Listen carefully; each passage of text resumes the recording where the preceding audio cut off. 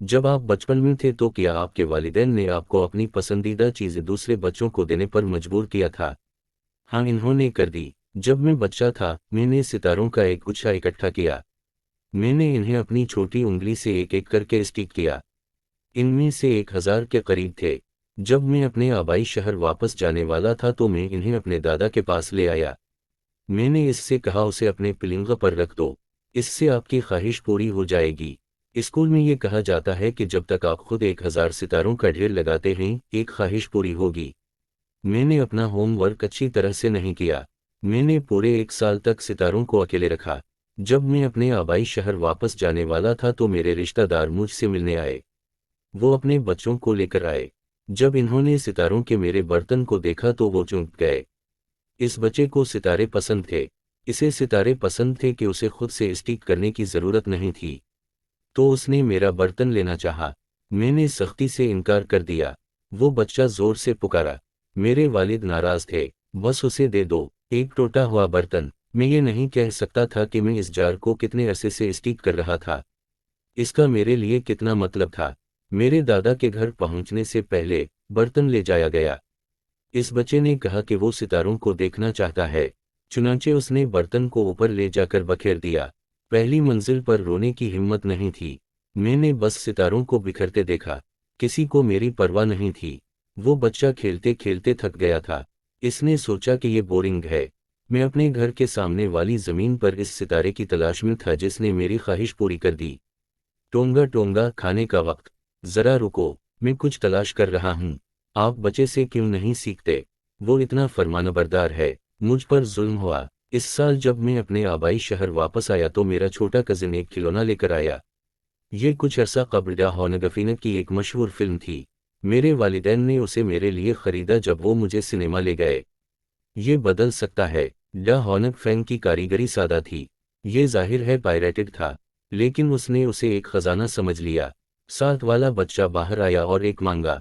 मेरे कजिन के वालिदैन ने मेरे वालिदैन जैसा ही फैसला किया। मेरा कजिन बहुत डर गया जब उसने अपने वालिदैन को नाराज देखा। इसने खिलौना इन्हें दिया। मैं चला गया और कहा, मैं ये आपको नहीं दूंगा। कुछ बालिग जिनमें बच्चा भी शामिल था उलझन का शिकार थे। वो ये नहीं समझ सकते थे कि एक बालिग बच्चे को अपने खिलौने की हिफाजत के लिए सहारा देगा। मेरा कजिन नहीं रोया। वो मुझ जैसे बालिग के लिए सदमे का शिकार दिखाई देता था। वो ये डा हॉनगफीनग नहीं चाहता था। इसके वालिदैन ने उसे खरीदा जब वो उसे सिनेमा ले गए। इसे ये खिलौना इतना ही पसंद है जितना वो आपको पसंद करता है। ये सिर्फ एक खिलौना है। हमने मिलकर बहुत सारी चीजें की हैं। जी हाँ, वो अगली बार एक खरीद सकता है। फिर मुझे मंगनी की अंगूठी दो। वैसे भी आप इतने अरसे से साथ रहे हैं। इसे रखना बेकार है। उनका ख्याल था कि मैं बहुत जिद्दी हूँ। आखिर में लिन नाखुश था। यही नहीं बल्कि और भी हैं। क्या आप अपने वालिद को पसंद करते हैं या अपनी माँ को? अगर कोई ये पूछे तो आप इससे पूछ सकते हैं, क्या आप अपनी बीवी को पसंद करते हैं या अपनी माँ को? आप सिर्फ एक का इंतखाब कर सकते हैं। बड़ों को सर दर्द होगा क्योंकि उनकी बीवियां और माएँ पानी में गिर जाती हैं। बच्चे इसका मजाक कैसे उड़ सकते हैं? अगर आप अपना दिमाग इस्तेमाल करेंगे तो आपको मालूम होगा कि यह मसला बच्चे को कितना तकलीफ देता है। ये एक बुरा मजाक है जिसे बालिग कबूल नहीं कर सकते।